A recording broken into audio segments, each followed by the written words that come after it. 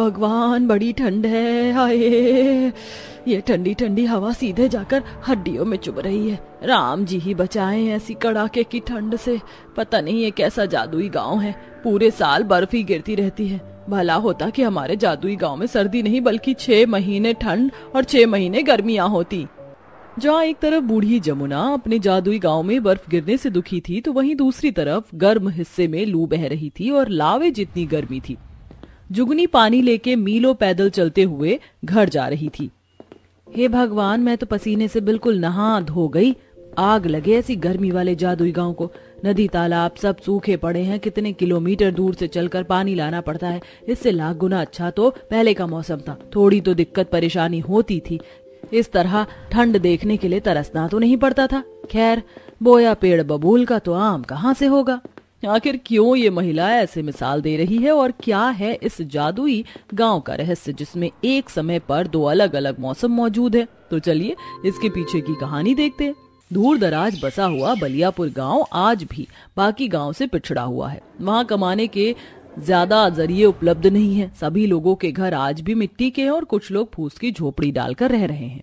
गांव में केवल रोजगार के 2 ही साधन मौजूद हैं, खेती बाड़ी और ईंट की भट्टी। आधे लोग किसानी करते हैं और आधे ईंट की भट्टी पर मजदूरी करते हैं। जहां मोहन और हरिया निराश दिल से बातचीत कर रहे हैं।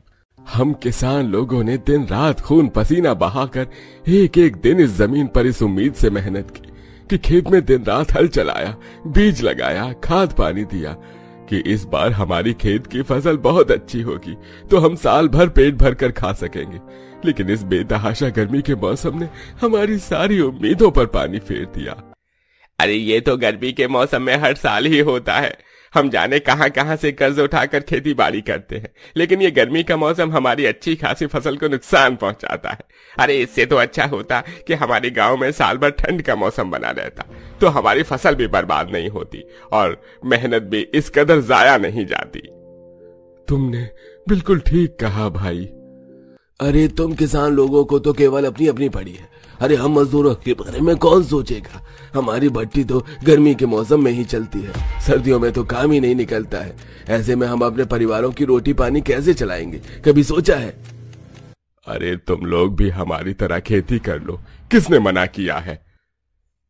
ज्यादा लंबी लंबी बातें मत फेंको बरखुरदार। अरे तुम लोगों की तरह हमारे पास खेती करने के लिए जमीन भी तो होनी चाहिए ना। इस तरह मौसम को लेकर लोगों के बीच में लड़ाइयां शुरू हो जाती हैं। तभी गांव की सबसे बूढ़ी महिला सीता काकी आकर दोनों का झगड़ा सुलझाती है। अरे क्या हो गया है तुम दोनों को, इस तरह से लड़ाई क्यों कर रहे हो? एक ही गांव में रहकर इस तरह से एक दूसरे के खून के प्यासे बने हो। पहले ही हम लोग इतने दुख तकलीफों में अपना पेट भर रहे हैं। भाई भाई की तरह रहो, भगवान से प्रार्थना करो, वो सबका बेड़ा पार लगाएंगे। अरे बस करो काकी, अगर सच में भगवान होते तो हमारी गांव की परिस्थितियां इतनी गरीब और दुखदाई थोड़ी ना होती। बात करती हैं। गांव के गरीबी भरे हालातों ने गांव के तमाम निवासियों को नास्तिक बना दिया था, इसलिए कोई ईश्वर में श्रद्धा विश्वास नहीं रखता था। जबकि सीता इकलौती ऐसी थी जो अपनी दिन की शुरुआत भगवान का नाम लेकर करती थी और जब कभी उसके दरवाजे पर कोई इंसान या जानवर आ जाता तो वह उन्हें भूखा नहीं भेजती थी। इतनी मेहनत मशक्कत के बाद भी सारे गाँव वाले दुख भरी रोटी ही खाते थे।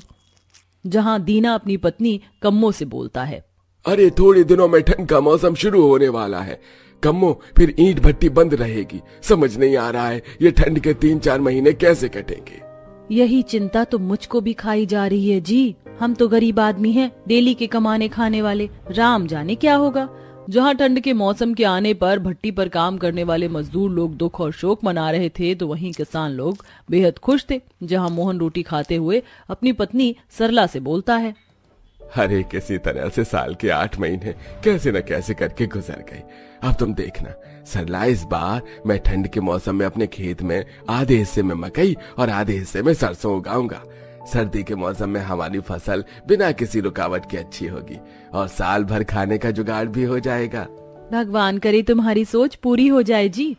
उधर सीता अपनी थाली में 2 रोटी बनाकर खाने चलती है, तभी एक कुत्ता काऊ काऊ करते हुए उसके दरवाजे पर आकर बैठकर पूंछ हिलाने लगता है। तुझको भूख लगी है? ये ले, इसमें से एक रोटी तू खा ले, मैं एक खाकर रह लूंगी। कुत्ता मुंह में रोटी दबाकर चला जाता है, तभी एक गाय भी आकर गुहार लगाने लगती है। लगता है आज ईश्वर ने मेरे नसीब की रोटी लिखी ही नहीं। लो गौ माता, ये तुम खा लो। गाय रोटी खा लेती है, तभी वह गाय देवी पार्वती बन जाती है। सीता, मैं तुम्हारे मददगार भावना से खुश हुई, इसलिए इस प्रकृति की सृजनहार होते हुए मैं इस गांव के आधे भाग को ठंडे गांव और आधे भाग को गर्मी वाले गांव में हो जाने का वरदान देती हूँ, ताकि सबकी अड़चनें दूर हो जाएं। किंतु याद रखना, इस गांव में अब इस 2 मौसम के अलावा और कोई तीसरा मौसम नहीं आएगा। तुम्हें पूरे साल इसी एक मौसम के सहारे रहना होगा। हम सबको स्वीकार है देवी, हम रह लेंगे। ठंड का मौसम हम किसानों के लिए लाभकारी है। हाँ, हम भी इस गर्मी के मौसम में खुश हैं। तो फिर ठीक है, आज से इस एक गांव के अंदर 2 मौसम रहेंगे सदा के लिए। देवी के वरदान स्वरूप जादुई गांव में लोग कुछ दिन तो खुशी खुशी रहने लगते हैं, लेकिन थोड़े वक्त के बाद कुढ़ने लगते हैं। जहां साल भर गर्मी पड़ने के चलते मिट्टी पेड़ पौधे अपना संतुलन खो देते हैं, जमीन से नमी चली जाती है, नदी तालाब सूख जाते हैं, मजदूर लोग पसीने में तरबतर ईंट बना रहे थे। हे भगवान, इस गर्मी वाले शुष्क मौसम ने तो उबाल कर रख दिया है। इससे भली तो ठंड थी।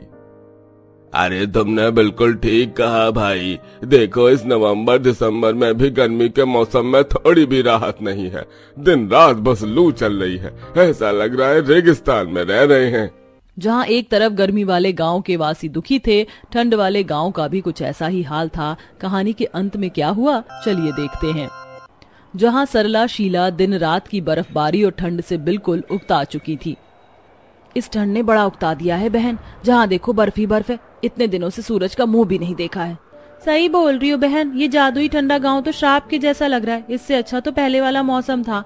न लकड़ी मिल रही है, जहाँ देखो दिन भर कोहरा ही कोहरा छाया है। खिली धूप देखने की इच्छा हो रही है मेरे दिल में। तभी ठंड में ठिठुरते बूढ़े रामू काका बोलते हैं, अरे तुम सब लोगों ने तो ये वरदान मांगा था, अब जियो ऐसे दोहरे मौसम में। अरे मौसम का संतुलन जरूरी होता है। ईश्वर ने जो बनाया था अच्छा बनाया था। हम लोगों ने प्रकृति के साथ छेड़छाड़ की है। हमें अपनी गलती के लिए पश्चाताप करना होगा।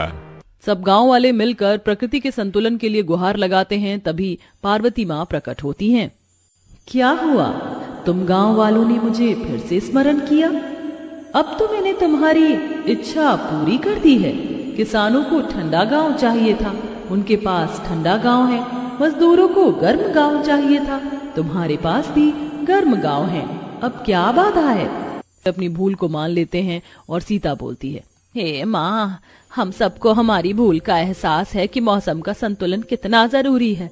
आपने हमारे जो इस गांव को आधे आधे मौसम में अलग अलग बांटा है, हम आपसे विनती करते हैं इसे फिर से एक गांव बना दीजिए। अलग अलग ठंड और गर्म गांव हमें नहीं चाहिए। आखिरकार तुम्हें इस बात का एहसास हो गया कि मौसम का संतुलन कितना जरूरी है। पतझड़, ठंड, गर्मी, बारिश, सारे मौसम जरूरी हैं। इसलिए मैं वरदान देती हूँ, ये गांव अब पहले से भी सुंदर मौसम वाला गांव होगा, जहाँ तुम सब दुख नहीं आनंद से रह पाओगे। इस तरह अंत में वह गांव पहले की तरह वापस हो जाता है।